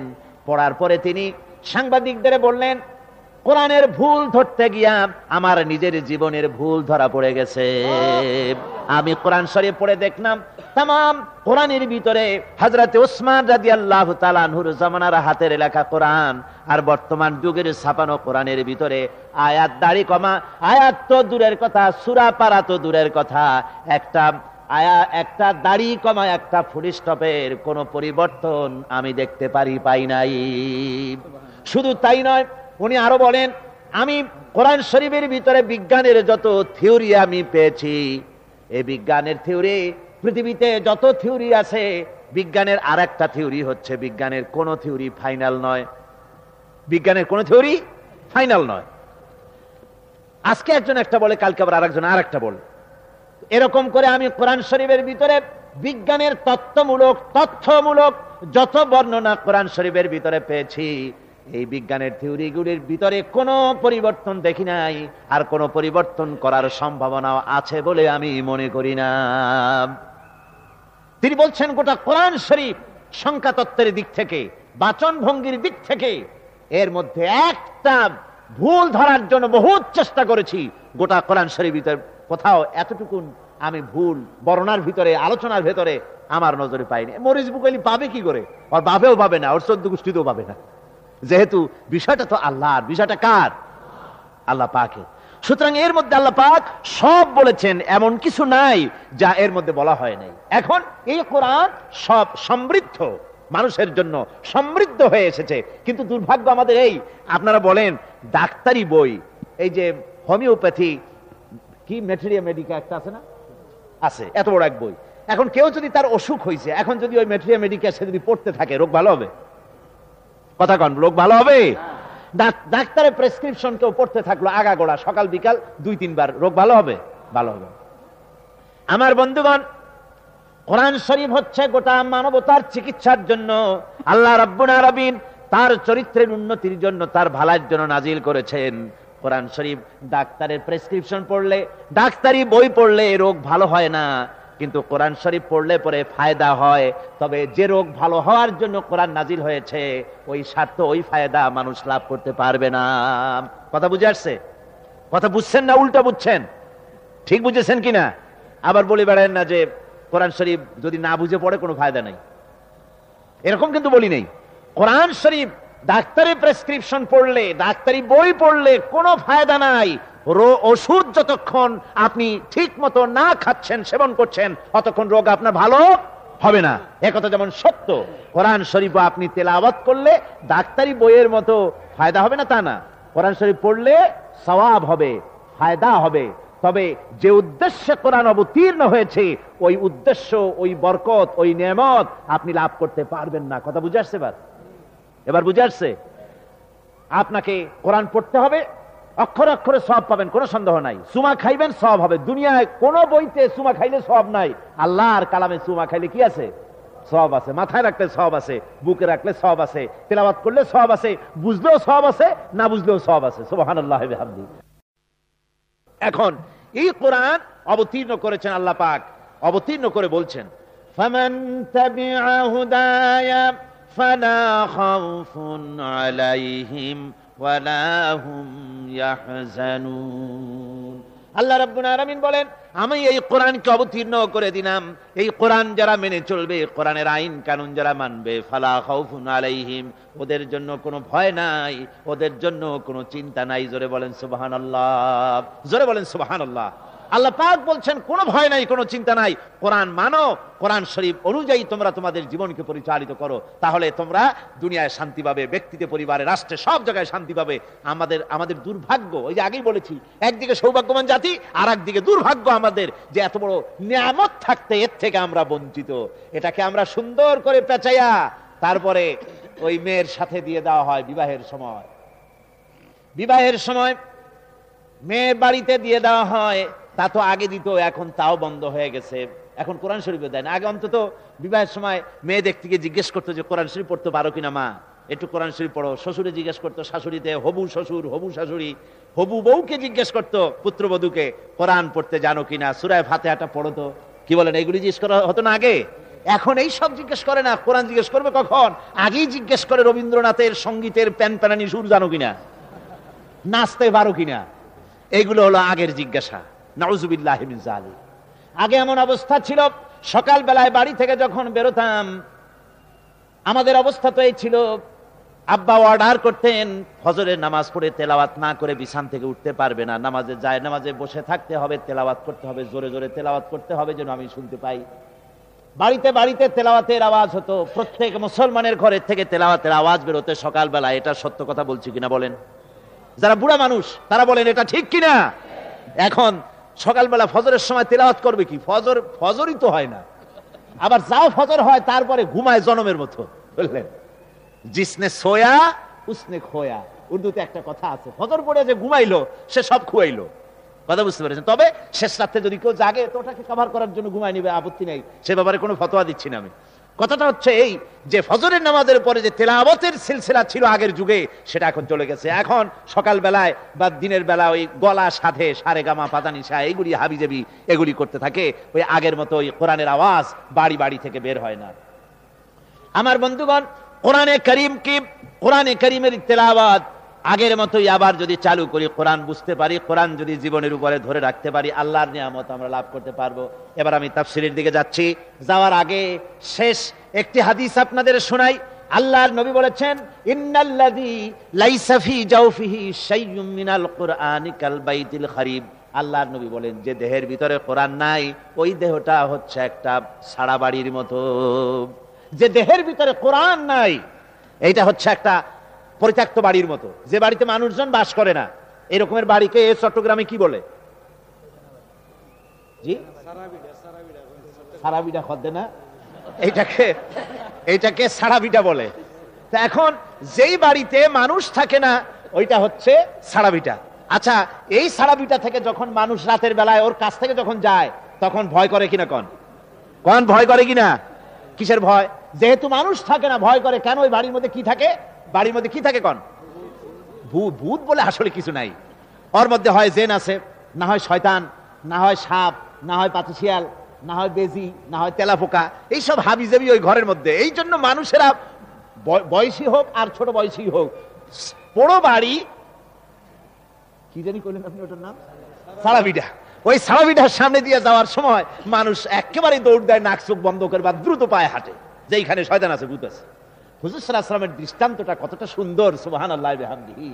মানুষ বাস না করলে যেমন ঘরের ভিতরে শয়তান থাকে, ওই শিয়াল থাকে, কুকুর থাকে, ইঁদুর থাকে, বান্দর থাকে, সাপ থাকে, অনুরূপ ভাবে যে দেহের ভিতরে কোরআন নাই, সে দেহটা ওই রকম একটা পরিত্যক্ত বাড়ির মতো, ওখানে যা থাকে এটার মধ্যেও তাই থাকে। কি থাকে তার আমি ব্যাখ্যা করলাম না। ডক্টর মরহুম শহীদুল্লাহ, আল্লাহ তাকে জান্নাত নসিব করুন, সবাই বলুন আমিন। এখন ওনার জন্মবার্ষিকী, মৃত্যুবার্ষিকী শিক্ষিত লোকেরা এখন পালন করে না, এক শ্রেণীর শিক্ষিত লোক। কারণ কি? কারণ উনি মুখে দাড়ি রাখছিলেন, উনি নামাজ পড়তেন। তো দাড়ি যদি রাখলো, নামাজই যদি পড়লো, তাহলে কি আর বুদ্ধিজীবী থাকলো নাকি? কোন দেশি বুদ্ধিজীবী নামাজ পড়ে, রোজা রাখে, মুখে দাড়ি রাখে, আবার ফুরফুরার পীর হযরত মাওলানা আবু বকর সিদ্দিক আল কুরাইশি রাহমাতুল্লাহ আলাইহির খলিফা তিনি, এটা একটা বুদ্ধিজীবী হইল? ওনাকে লোকেরা, উনি যখন ডক্টরের ডিগ্রি নিয়ে আসে, তখন পুরান ঢাকার বহুত লোক ওনার কাছে রোগের চিকিৎসার জন্য গেছে। তারপরে উনি বুঝাতে বুঝাতে ব্যর্থ হয়ে, অনেক সময় ব্যর্থ হয়ে যেতেন যে আমি আসলে ডক্টর, আমি ডাক্তার না। পুরান ঢাকার লোকেরা নাকি তখন বলতো যে ডক্টর হইছে, মগার ঔষধ দিবার পারে না। তো এখন ওই লোকটিকে, অমন একটি লোককে এখন তার বিদ্যা বুদ্ধি, তার জ্ঞান সবকিছু এদের কাছে ম্লান হয়েছে, যেহেতু তিনি নামাজি ছিলেন, দিনদার ছিলেন, পরেজগার ছিলেন। যাক সে কথা। ডক্টর মরহুম শহীদুল্লাহ তিনি বলতেন, শিক্ষিতদেরকে বক্তৃতা করতে গিয়ে বলতেন, তোমরা শিক্ষিত লোক ঠিকই, তোমরা বুদ্ধিমান ঠিকই, তোমরা বিদেশ থেকে ডিগ্রি এনেছো তাও ঠিক, নামের আগে ডক্টর, এরকম পিএইচডি অনেক কিছু তোমরা লাগাচ্ছ ঠিকই, তবে শোনো, তোমরা পণ্ডিত, কোরআনের ইলম যদি তোমাদের না থাকে তাহলে তোমরা মূর্খ পণ্ডিত। পণ্ডিত ঠিকই, কিন্তু কোরআনের ইলম নাই, কিচ্ছু নাই, মূর্খ পণ্ডিত। তার কারণ হচ্ছে ওমা উতিতুম মিনাল ইলমে ইল্লা কালিল, তোমাদেরকে খুব সাধারণ সামান্যতম জ্ঞান তোমাদের দান করা হয়েছে। আসল জ্ঞানের উৎস হচ্ছেন আল্লাহ রাব্বুল আলামিন। যারা বলেন আসল জ্ঞানের উৎস কে? সুবহানাল্লাহি ওয়া বিহামদিহি। আসল জ্ঞানের উৎস হচ্ছেন সেই আল্লাহ পাক। এই জন্য রাসূল পাক সাল্লাল্লাহু আলাইহি ওয়াসাল্লাম বলেছেন, খায়রুকুম মান তাআল্লামাল কুরআনা ওয়া আল্লামাহু। হুজুর বলেছেন, তোমাদের মধ্যে শ্রেষ্ঠ, ভালো, উত্তম সেই ব্যক্তি যে ব্যক্তি নিজে কোরআন পড়ে এবং নিজে শেখে আর অপরকে শেখায়, সে হলো সবচাইতে ভালো।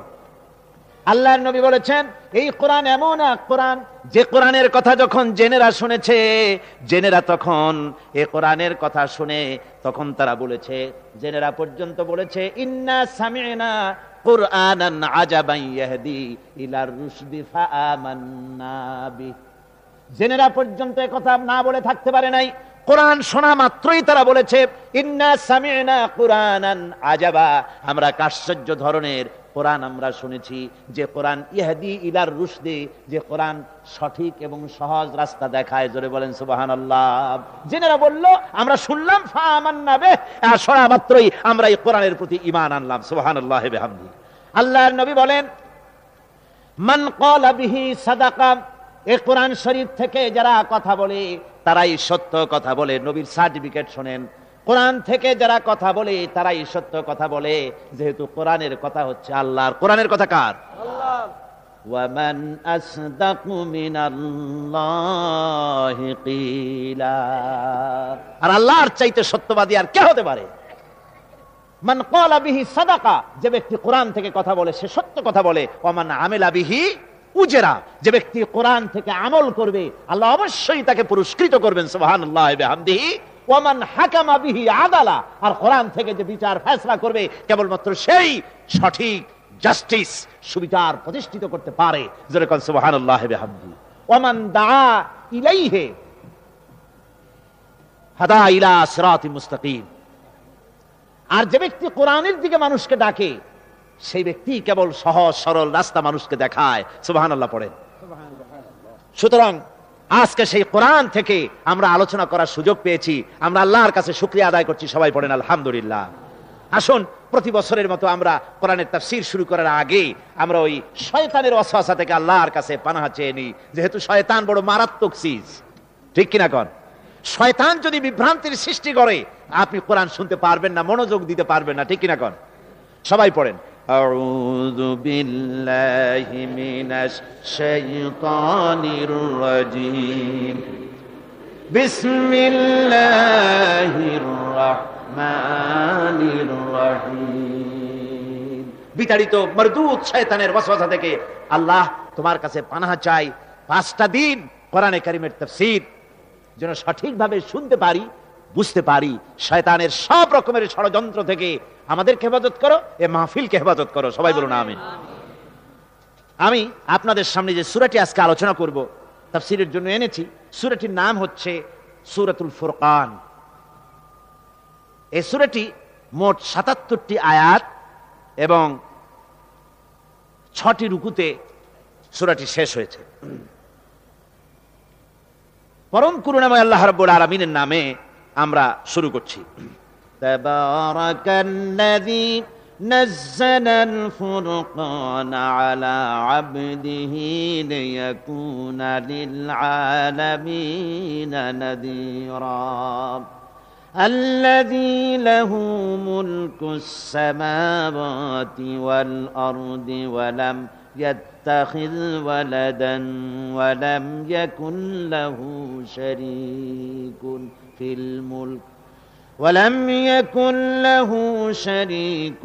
في الملك وخلق كل شيء فقدره تقديرا صدق الله العظيم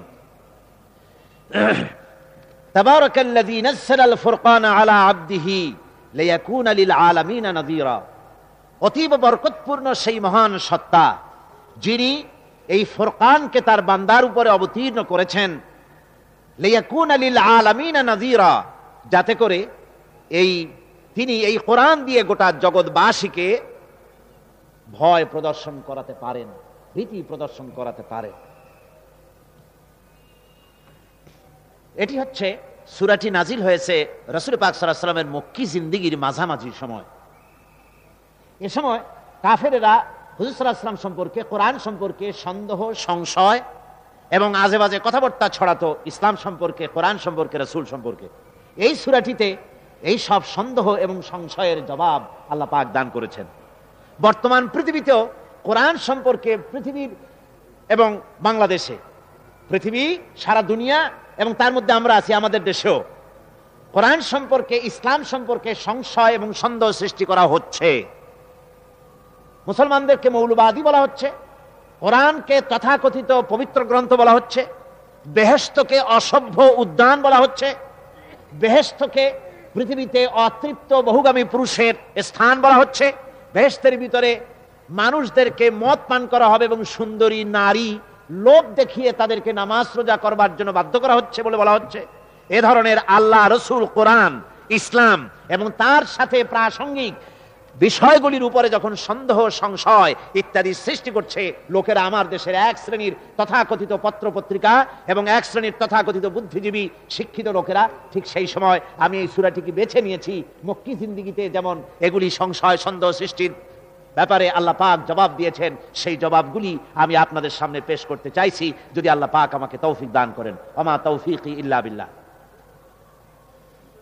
কোরআন অবতীর্ণ আল্লাহ পাক করেছেন, বলছেন যে আমি আমার বান্দার প্রতি এটাকে অবতীর্ণ করেছি। এখন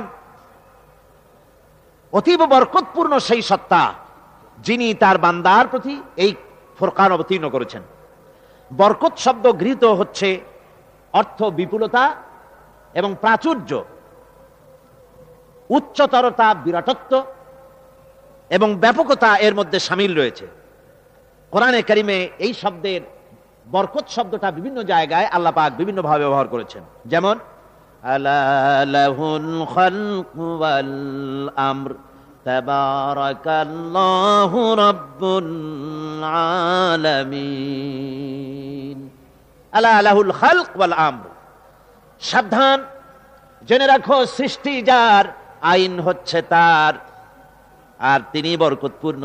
শুধু বরকতপূর্ণ নয়, বরং তিনি এই পৃথিবীর সবকিছুর পালনেওয়ালা, তিনি সকল কিছু প্রতিপালন করেন। এখানে তাবারক শব্দের অর্থ হলো শুধু সৃষ্টি করেন না, বরং পূর্ণতা দান করেন, তার প্রয়োজন মিটান, তাকে পূর্ণতা দান করে দেন। আবার অন্য আয়াতের ভিতরে বরকত শব্দ আল্লাহ রাব্বুল আলামিন এভাবে নিয়ে এসেছেন, ওয়ালাকাদ খালাকনাল ইনসানা মিন সুলালাতিন মিন তিন, আমি মানুষকে সৃষ্টি করেছি মাটির নির্যাস থেকে। সুম্মা জাআলনাহু নুতফাতান ফি ক্বারারিম মাকিন, এরপরে সেই মাটির নির্যাস থেকে স্বামী স্ত্রীর এক বিশেষ প্রক্রিয়ার মাধ্যমে মাতৃ জঠরের ভিতরে ফি ক্বারারিম মাকিন, একটা সুরক্ষিত জায়গার ভেতরে আমি এটাকে হেফাজত করেছি। সুম্মা খালাকনান নুতফাতা আলাকাতান ফাখালাকনাল আলাকাতা মুদগাম, এরপরে আমি ওই নাপাক পানিকে আমি জমাট রক্তে পরিণত করেছি, আবার জমাট রক্তগুলিকে আমি গোশতে পরিণত করে দিয়েছি। তারপরে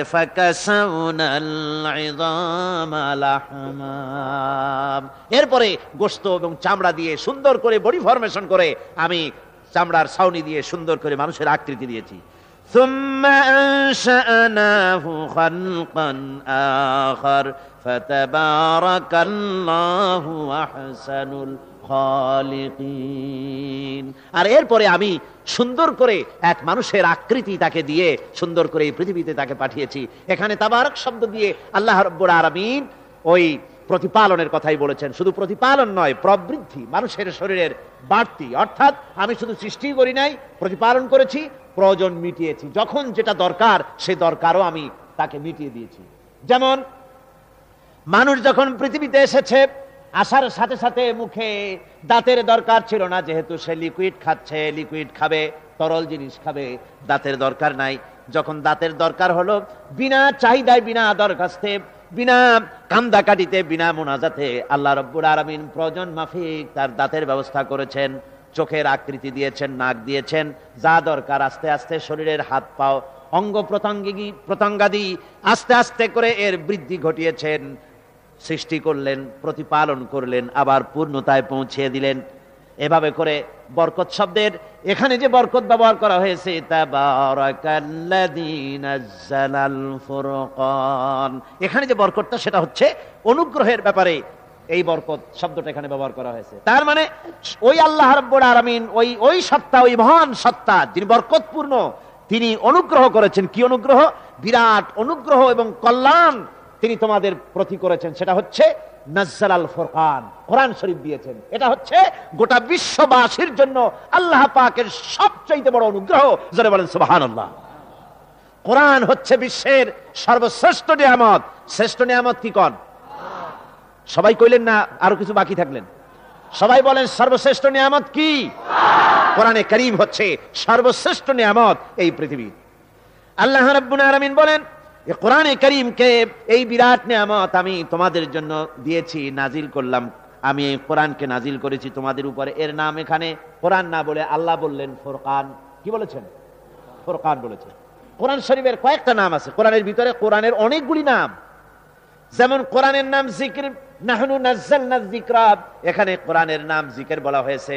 আবার কোরআনের নাম কিতাব। ইন কুনতুম ফি রাইবিম মিম্মা নাযালনা আলা আবদিনা ফাতু বিসূরাতিম মিন মিসলি। কোরআনের নাম কিতাব মানে কোরআন, তানজিল মানে কোরআন, হুদা মানে কোরআন। যেমন সূরা ফাতহার ভিতরে আল্লাহ পাক বলেছেন, হুয়াল্লাযী আরসালা রাসূলাহু বিল হুদা ওয়া দীনিল হক লিইয়ুযহিরাহু আলাদ-দীনি কুল্লিহি ওয়া কাফা বিল্লাহি শাহীদা। এখানে হুদা মানে কোরআন। এভাবে করে আল্লাহ রাব্বুল আলামিন বিভিন্ন জায়গায় কোরআনের বিভিন্ন নাম বলেছেন। এখানে বলেছেন ফুরকান। ফুরকান শব্দের অর্থ হচ্ছে আল ফারকু বাইনাল হক ওয়াল বাতিল। ফুরকান হচ্ছে সেই জিনিস যা হক এবং বাতিলের মধ্যে পার্থক্য সৃষ্টি করে।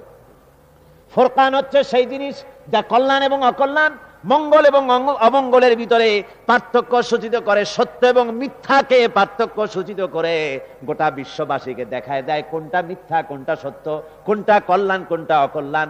দুনিয়াবাসীকে আল্লাহ রাব্বুল আলামিন তা দেখিয়ে দেন। এই জন্য এখানে ব্যবহার করা হয়েছে ফুরকান। এরপরে আল্লাহ বলছেন আলা আবদিহি। আবদিহি বলতে কে? রাসূল পাক সাল্লাল্লাহু আলাইহি ওয়াসাল্লাম। হুজুরকে আল্লাহ পাক আদর করে অনেক জায়গায় শুধু আব বলেছেন। এটা আদরের ডাক। কিসের ডাক? আদরের ডাক, মোহাব্বতের ডাক, আব্দ। এখানে হুজুরের নামও নেন নাই, নবুও বলেন নাই, রাসূলও বলেন নাই।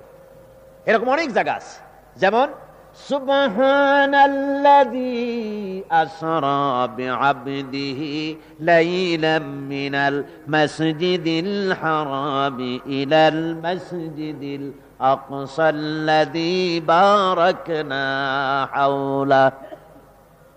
এই যে আবদিহি, সুবহানাল্লাযী আসরা বিআবদিহি, ওই সেই আব্দ রাসূল পাক সাল্লাল্লাহু আলাইহি ওয়াসাল্লাম। ইন কুনতু ফি রাইবিন মিম্মা নাযালনা আলা আবদিনা, এই আব্দ রাসূল পাক সাল্লাল্লাহু আলাইহি ওয়াসাল্লাম। কোরআন শরীফে বহু জায়গায় ভাবে হুজুরকে আল্লাহ পাক আব্দ বলে ডেকেছেন, আদর করে। কত আদর করে ডেকেছেন, ইয়া আইয়ুহাল মুজাম্মিল, হে চাদর আবৃত ব্যক্তি, ইয়া আইয়ুহাল মুদ্দাসসির, হে কম্বল আচ্ছাদনকারী ব্যক্তি। কত সুন্দর সুন্দর প্রিয় নামে আল্লাহ তার হাবিবকে ডেকেছেন, সুবহানাল্লাহি বিহামদিহি। এরপরে আল্লাহ রাব্বুল আলামিন বলেন, এই আব্দ শব্দ আরো অনেক জায়গা আছে, আমি সেগুলির দিকে যাচ্ছি না। আল্লাহ পাক বলেন, অতীব বরকতপূর্ণ সেই সত্তা যিনি ফুরকানকে অবতীর্ণ করেছেন তার বান্দার পরে যেন তিনি গোটা পৃথিবীবাসীকে ভীতি প্রদর্শন করাতে পারেন, গাফলাত থেকে তাদেরকে যেন বাঁচাতে পারেন। পৃথিবীবাসীকে, রাসূলকে বলা হচ্ছে বিশ্ববাসীর জন্য আপনি ভীতি প্রদর্শনকারী। কোরআন দিয়ে ভীতি প্রদর্শন করাবেন, শুধু মক্কাকে নয়, শুধু মদিনার মানুষকে নয়, শুধু আরবি ভাষাভাষীদের জন্য নয়, বরং কাদেরকে? বিশ্ববাসীকে। জোরে বলেন কাদেরকে? তার কারণ হচ্ছে আল্লাহর নবী হচ্ছেন বিশ্ব নবী। আল্লাহ নবী কি নবী? কোরআনে কারীম আল্লাহ রাব্বুল আলামিন বলেছেন, ইয়া আইয়ুহান নাসু ইন্নী রাসূলুল্লাহি ইলাইকুম জামিআ। আল্লাহ পাক বলেন, নবী আপনি ঘোষণা করে দিন, ও পৃথিবীর মানুষেরা, আমি তোমাদের সকলের জন্য, গোটা বিশ্ববাসীর জন্য আমি আল্লাহ পাকের পক্ষ থেকে তোমাদের জন্য আমি রাসূল হয়ে এসেছি। জোরে বলেন সুবহানাল্লাহ। রাসূল পাক সাল্লাল্লাহু আলাইহি ওয়াসাল্লাম হলেন বিশ্ব নবী, গোটা পৃথিবীর সর্বকালের সর্বযুগের সমস্ত মানুষের জন্য। আল্লাহ পাক অন্য আয়াতে বলেন, ওয়ামা আরসালনাকা ইল্লা কাফাতান লিন-নাসি বাশীরান ওয়া নাযীরা। আমি আপনাকে সকল মানুষের জন্য সুসংবাদদাতা হিসেবে এবং ভীতি প্রদর্শনকারী হিসেবে আপনাকে পাঠিয়েছি। বিশ্ববাসীকে আপনি ভয় দেখাবেন। কিসের ভয়? দুনিয়ায় যে পথে তোমরা চলছো, যে আল্লাহ বিরোধী কাজ করছো, ইসলাম বিরোধী কাজ করছো, আল্লাহর সঙ্গে নাফরমানি করছো, এর পরিণতি জাহান্নাম। জাহান্নামের ভয় দেখাতে হবে, তাদেরকে সতর্ক করতে হবে, গাফলাত থেকে বাঁচাতে হবে, আর জান্নাতের সুসংবাদ দিতে হবে। এই দায়িত্ব রাসূল পাক সাল্লাল্লাহু আলাইহি ওয়াসাল্লামকে আল্লাহ পাক দিয়েছেন এবং গোটা বিশ্ববাসীর জন্য তাকে আল্লাহ পাক নেতা করে পাঠিয়েছেন। আল্লাহ রাব্বুল আলামিন আরো বলেন, রাসূল যেমন বিশ্ব নেতা, আবার তাকে করা হলো ওয়ামা আরসালনাকা ইল্লা রাহমাতাল লিল আলামিন। তামাম পৃথিবীর সমস্ত মানুষের জন্য ও নবী আপনি হচ্ছেন, আপনি আমার রহমত, আপনি আমার করুণার মূর্ত প্রতীক। সুবহানাল্লাহি বিহামদিহি। আপনি আমার রহমত। তার কারণ হচ্ছে পৃথিবীতে দেখেন কত পয়গম্বর পর্যন্ত বিরক্ত হয়েছেন, উম্মতের জন্য বদদোয়া পর্যন্ত করেছেন। নূহ আলাইহিস সালাম তো বলেছেন যে আল্লাহ এই জাতির একেবারে গোষ্ঠী শুদ্ধা, আন্ডা বাচ্চা যা আছে সব শেষ করে দাও, একটাও যেন না বাঁচে। এরকম বলেছেন, সূরা নূহের মধ্যে আছে। হযরত নূহ আলাইহিস সালাম বলেছেন আল্লাহ একটাও যদি বাঁচে তাহলে ওইটা কি হবে? ওর থেকে আরেকটা যা হবে তাও শয়তান হবে, ফাজের হবে, কাফের হবে। কাজে আল্লাহ এদের গোষ্ঠী সাফ করে দাও। কষ্টের জ্বালায় বলছে, কথা বুঝতে পেরেছেন? কষ্ট সহ্য করতে না পেরে বলেছে। কিন্তু আপনার আমার নবী, বিশ্ব নবী জনাবে মুহাম্মদ রাসূলুল্লাহ সাল্লাল্লাহু আলাইহি ওয়াসাল্লামকে যখন তায়েফের ময়দানে যখন মারা হয়, প্রহার করা হয়, ফেরেশতা এসে বলেছে আল্লাহর নবী আমার কাছে বলেন এই পাহাড় মিলায় দেই। পাহাড় পরিচালক ফেরেশতা সাথে করে নিয়ে এসেছি, আপনি যদি অনুমতি দেন পাহাড় চাপা দিয়া তায়েফবাসীদেরকে মাটির সাথে মিশিয়ে দেওয়া হবে। নবীজি রক্তাক্ত শরীরে, বেদনা জর্জরিত শরীরে ফেরেশতার দিকে তাকিয়ে বলেন, ও আল্লাহর ফেরেশতা, আমি যদি হুকুম করি আর আমার হুকুম মতো যদি তায়েফের সব মানুষগুলি যদি তুমি পাথর দিয়ে, পাহাড় দিয়ে পিষে শেষ করে দাও, একটাও যদি না বাঁচে তাহলে আমি দুনিয়ায় কেন আসলাম, কার কানে পৌঁছাবো? লা ইলাহা ইল্লাল্লাহু মুহাম্মাদুর রাসূলুল্লাহ। জোরে পড়েন, লা ইলাহা ইল্লাল্লাহ, লা ইলাহা ইল্লাল্লাহ, লা ইলাহা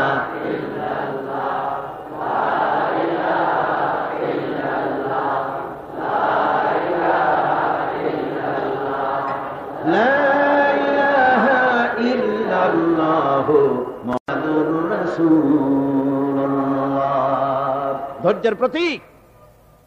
এত অত্যাচার করা হলো, এত মারধর করা হলো, এরপরে আল্লাহর নবী শরীরে রক্ত ধৌত করে পরিশ্রান্ত হয়ে যখন বসে আছেন, তখন একজন লোক এক তাইফে এসে শরবতের একটা আঙ্গুর নিচড়াইয়া শরবত তৈরি করে আঙ্গুরের শরবত বানায়া হুজুরের হাতে দিলেন। হুজুর সাল্লাল্লাহু আলাইহি ওয়াসাল্লাম ওই তাইফির ব্যবহার দেখে, যে তাইফিরা মারলো সেই তাইফির একজন আবার তাকে শরবত দিলেন। হুজুর শরবত পান করতে গিয়ে বললেন, তোমার বাড়ি কি অমুক এলাকায় নাকি? নাম বললেন হুজুর। লোকটি বলল, হ্যাঁ আমার অমুক এলাকায় আমার বাড়ি। তোমার নাম কি? আত্তাস। উনি বললেন যে আমার নাম আত্তাস। তুমি হযরত ইউনূস আলাইহিস সালামের যেখানে গ্রাম, সেই গ্রামের লোক না তুমি? লোকটি বলল যে হ্যাঁ সবই ঠিক, আমি সেখান থেকে এখানে এসেছি, আমার নাম আত্তাস, ইউনূস আলাইহিস সালামের গ্রামের লোক আমি। তা আপনি কি করে জানলেন? আল্লাহর নবী বলেন, ও আত্তাস, ইউনূস একজন পয়গম্বর, আমিও একজন পয়গম্বর। এক নবীর কাছে আর এক নবীর খবর থাকে। নবীজি শরবত পান করে নামাজ আদায় করে আল্লাহর দরবারে দুহাত তুলে ফরিয়াদ করলেন রব্বুল আলামিন, মুনাজাত করে বলেন, আল্লাহ পাক, এই তায়েববাসীরা বুঝতে পারে নাই যে আমি তোমার নবী, ওরা বুঝতে পারে না আমি যে তোমার হাবিব, ওরা বুঝতে না পেরে, ওরা না জেনে না বুঝে আমার উপরে যে অত্যাচার করেছে, আমাকে যে মারধর করেছে, আল্লাহ পাক এজন্য তুমি তায়েববাসীদের উপরে গজব নাজিল করো না। সুবহানাল্লাহি ওয়া বিহামদিহি। আল্লাহ পাক বলছেন, নবী আপনি তো আমার রহমত। রাসূল পাক হলেন গোটা বিশ্ববাসীর জন্য রহমত স্বরূপ। তাকে আল্লাহ পাক করুণার মূর্তি প্রতীক বানিয়েছেন এবং গোটা বিশ্ববাসীর জন্য তাকে আল্লাহ নেতা বানিয়েছেন। জোরে কোন সুবহানাল্লাহ। আর ভুয়া নেতায় ভরে গেছে সারা পৃথিবী। কি নেতায় ভরে গেছে? জোরে কোন ভুয়া নেতা। জোরে কোন কি নেতা? ওই যে আমার নেতা, তোমার নেতা, হাবিজাবি কত কথাই যে মানুষে কয়, অমুক নেতা তমুক নেতা, এগুলি সব ভুয়া নেতা। আসল নেতা কে? মুহাম্মদুর রাসূলুল্লাহ সাল্লাল্লাহু আলাইহি ওয়াসাল্লাম। লোকেরা বোঝে না, না বুঝে আন্দাজে এই বিষয়ের উপরে অনেকে বিদ্বেষ পোষণ করেন, না বুঝে। একটু গভীর ভাবে আমি ওই সব বন্ধুদেরকে চিন্তা করতে বলি, রাসূলকে নেতা বললে আপনারা অসন্তুষ্ট হন কেন? আপনারা কেন মনে করেন যে মাউসুদুমু নেতা, অমুক একটা নেতা, আর মুহাম্মদ সাল্লাল্লাহু আলাইহি ওয়াসাল্লাম তারও বলা হয় নেতা? এটা একটা কথা হলো? আসলে আপনারা বুঝতে পারছেন না, গভীরে তলাচ্ছেন না। আমরা তো আসল নেতাকে প্রতিষ্ঠিত করতে চাই। ভুয়া নেতাই দেশ ভরে গেছে, দুনিয়া ভরে গেছে। ভুয়া নেতা সব তাড়ায়া রাসূলের নেতৃত্ব প্রতিষ্ঠিত করতে হবে গোটা বিশ্ব জুড়ে ইনশাআল্লাহ। এটাই হলো আসল কাজ, এটাই হলো আসল কাজ, যে রাসূলের নেতৃত্ব প্রতিষ্ঠিত হবে। তাই তো আমরা বলি তোমার নেতা আমার নেতা বিশ্বনবী মুস্তাফা, এতে কোনো সন্দেহ আছে? জোরে বলেন না কে?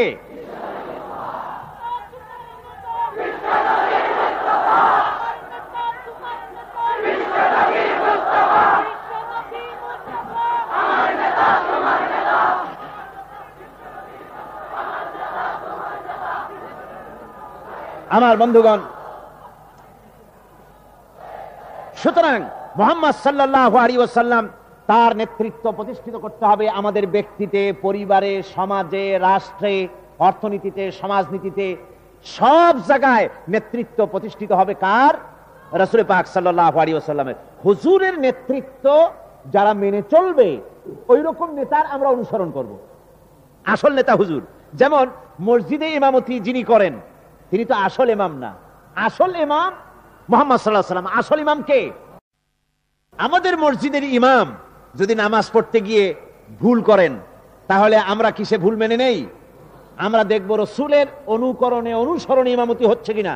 যদি তা না হয়, আমরা তার ইমামতি মানি না। ঠিক কিনা কর? তো মসজিদের ভিতরে ইমামের ইমামতি মানি না, তার কারণ আমরা আমাদের মনের মধ্যে বিশ্বাস, আমাদের ইয়াকিন, আমাদের ঈমান, এই ইমাম আমার আসল ইমাম না। আমার আসল ইমাম মুহাম্মদ সাল্লাল্লাহু আলাইহি ওয়াসাল্লাম। ওনার অনুসরণ যতক্ষণ এই ইমাম করবে, ততক্ষণ ওনার পেছনে নামাজ পড়বো। আর ওই আসল ইমামের অনুসরণ যখন এই ইমাম যখন করবে না, তখন ওনার ইমামতি আমরা মারি না, তার যত বড় বুজুর্গ হোক। ঠিক কিনা কন? এ কথা সত্য কিনা কন?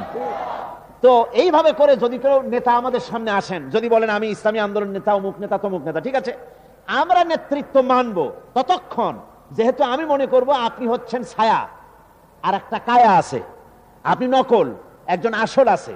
আমার আসল নেতা মুহাম্মদ সাল্লাল্লাহু আলাইহি ওয়াসাল্লাম, ওই নেতার অনুসরণে অনুকরণে, ওনার আখলাক অনুযায়ী, চরিত্র অনুযায়ী, ওনার ব্যবহার অনুযায়ী, ওনার আদর্শ অনুযায়ী যতদিন আপনি থাকবেন আপনার নেতৃত্ব মানব। কিন্তু ওই আলোকে যখন আপনি বিচ্ছিন্ন হবেন আপনার নেতৃত্ব মানি না। এটাই মুসলমানদের ঈমান। এটা কার ঈমান? হযরত ওমর ফারুক রাদিয়াল্লাহু তাআলা আনহু বলেছিলেন যে আমি যদি শরীয়তের বাইরে যদি কিছু করি, এই হুকুম চালাতে গিয়ে, আইন চালাতে গিয়ে, দেশ চালাতে গিয়ে যদি কোরআন সুন্নাহর বিপরীত কিছু করে বসি তাহলে তোমরা কি করবে? বলার সাথে সাথে একজন যুবক ছেলে দাঁড়িয়ে গেলেন, খাপের থেকে তরবারি বার করলেন, বের করে বললেন, ওমর, যেই মুহূর্তে তুমি ইসলাম থেকে, শরীয়ত থেকে, রাসূলের আদর্শ থেকে এক চুল সরে যাবে, এই জিনিস দিয়ে তোমাকে সোজা করব। সুবহানাল্লাহ বিহামদিহি, জোরে বলেন সুবহানাল্লাহ। সুতরাং রাসূল হলেন আসল নেতা। আসল নেতা হযরত ওমর নয়, আসল নেতা হযরত আবু বকর নয় রাদিয়াল্লাহু তাআলা আনহুমা। আসল নেতা মুহাম্মদ রাসূলুল্লাহ সাল্লাল্লাহু আলাইহি ওয়াসাল্লাম, হযরত আবু বকর, ওমর, ওসমান, আলী রিদওয়ানুল্লাহ তাআলা আলাইহিম আজমাইন, সমস্ত সাহাবায়ে কেরাম ওই নবীর অনুসরণ করেছিলেন বলে গোটা দুনিয়ার মানুষ তাদের উপরে সন্তুষ্ট। রাদিয়াল্লাহু আনহু ওয়া রাদু আনহু, আল্লাহ রাজি, তারাও আল্লাহর প্রতি রাজি। সুবহানাল্লাহ বিহামদিহি, সুবহানাল্লাহ বিহামদিহি। আমার ভাইরা, সেই জন্য সাহাবায়ে কেরাম আমাদের কাছে বরণীয়, যেহেতু ওনারা আসল নেতাকে মানছেন। কারে মানছেন? আসল নেতাকে মেনেছেন। হযরত আবু সাঈদ খুদরি রাদিয়াল্লাহু তাআলা আনহু এক এলাকায় গিয়েছিলেন। সেই এলাকায় খেতে বসছেন, খাইতে গিয়া কিছুটা খাবার পড়ে গেছে দস্তরখানে, নিচে পড়ে গেছে। ওইটা উনি উঠায় খাইলেন, অনেক লোক বসা সেখানে। তো ওখানকার যিনি সাহেবে দাওয়াত, তিনি বললেন, হুজুর, আপনি যে কাজটা করলেন, এই কাজটা এখানের লোকেরা গায়রে মুহাজ্জাব মনে করে, এই কাজটা একটা অভদ্র কাজ মনে করে। এখানকার লোকেরা মোর সিভিলাইজড, খুব বেশি এরা ভদ্র, কালচার্ড। আর আপনি যেটা করলেন এটা বড় বেকায়দার কাম, এটা আপনার করা এইখানে ঠিক হয় নাই। হযরত আবু সাঈদ খুদরি রাদিয়াল্লাহু তাআলা আনহু বললেন, আতরুকু সুন্নাত হাবিবি লিহাউলাইল হুমাকা। ও সাহাবী, আমি কি এই আহম্মকগুলিকে খুশি করার জন্য আমার হাবিবের সুন্নাত ছেড়ে দেব? আল্লাহ, সুবহানাল্লাহ বিহামদিহি। কখনো সম্ভবপর হতে পারে না।